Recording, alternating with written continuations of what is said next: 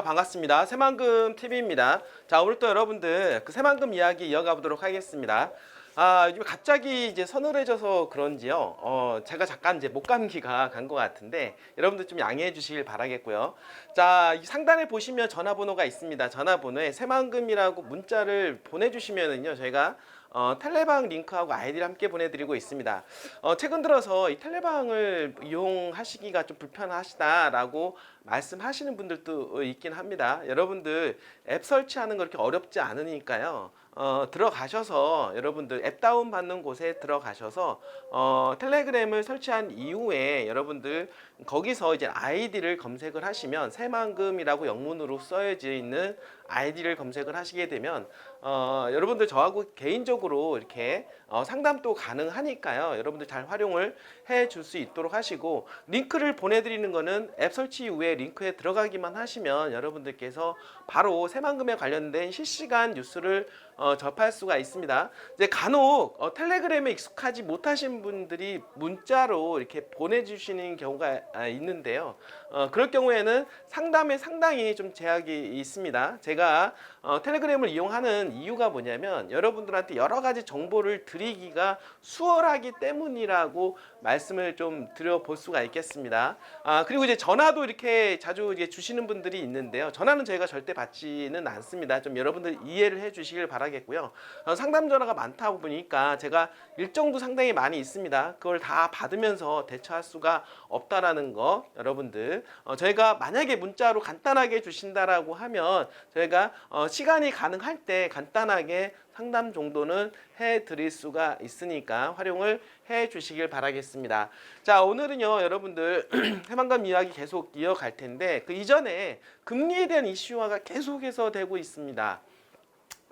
캐나다도 금리를 인하를 하겠다라는 이야기가 나오고 있고, 또 미국 같은 경우는 이제 이번 달 9월 달에 FOMC 회의에서 당연히 어떻습니까? 25bp 어떻습니까? 당연히 금리 인하는 할 거다. 자, 그런데 최근 들어서 고용시장 고용지표가 안 좋게 나오면서 B컷 50bp 0.5% 정도를 내려야 되는 게 아니냐라는 이야기가 나오고 있다라고 하는 거죠. 그러니까 경기 침체에 대한 시그널이 자꾸 나오고 있기 때문에 그러한 두려움 때문에 빨리 방어 차원에서 금리를 빨리 내려야 되는 게 아니냐, 이렇게 이야기가 나오고 있습니다. 어제는 어떻습니까? 다우지수가 폭락하고 이런 사태가 나타나는 거는 혹시 경기 침체에 대한 두려움 때문에 그런 게 아닌가 싶습니다. 지금 항상 보면은 금리 정점에서는 이런 일들이 이제는 많이 벌어지게 되는데요.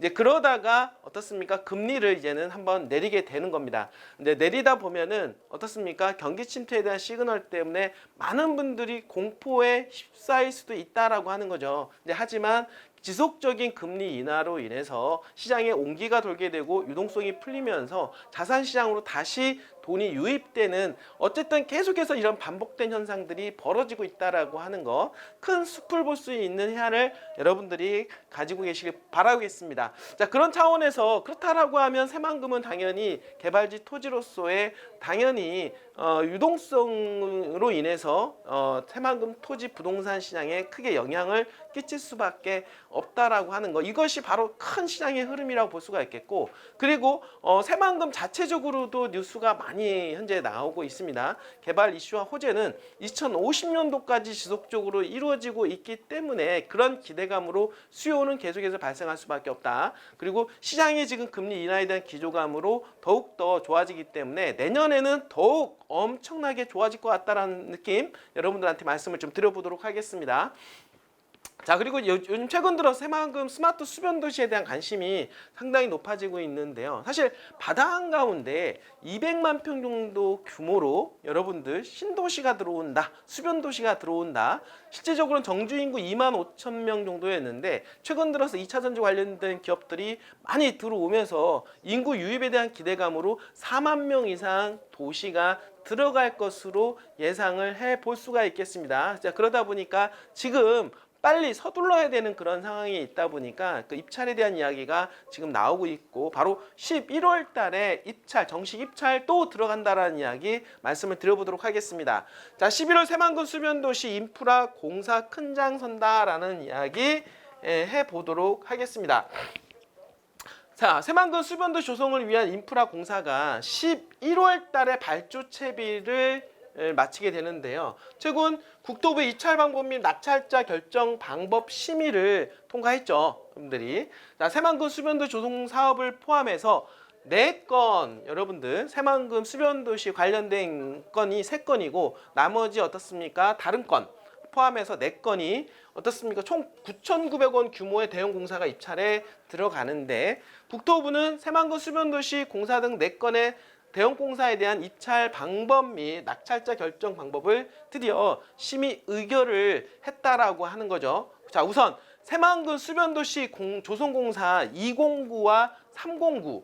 자, 209와 309는 각각 추정공사비가 4,144억 원 그리고 2,068억 원 규모라고 할 수가 있겠는데요. 약 200만 평 정도 규모의 새만금 수변도시가 1단계 사업으로 어떻습니까? 2권여건 부지를 총 3개 공구로 나누어 조성을 하게 되는데 그 중에서 3개 공구 중에서 1개 공구는 이미 낙찰이 되었고 그 나머지 2개 공구하고 3공구 이 두 공구에 대한 어떻습니까? 낙찰 심의가 결정이 됐다라고 말씀을 드려보도록 하겠습니다. 자, 이 중에 200만 평 정도 규모 중에서 2.73 평방킬로미터 규모의 1공구는 작년 초 실시 설계 기술 제한 방식으로 이미 발주해 남강토공 컨소시엄이 시공 중에 있고요. 이번에 발주될 곳이 바로 2공구와 그리고 3공구라고 말씀을 드릴 수가 있겠고 2공구 면적은 2.27 평방킬로미터, 3공구는 1.57 평방킬로미터라고 말씀을 드리며 입찰 예정일은 바로 11월이다라고 볼 수가 있겠습니다. 자, 추정 공사비는요 700억 원의 규모의 새만금 수변도시 또 이거 외에도 또 당연히 어떻습니까?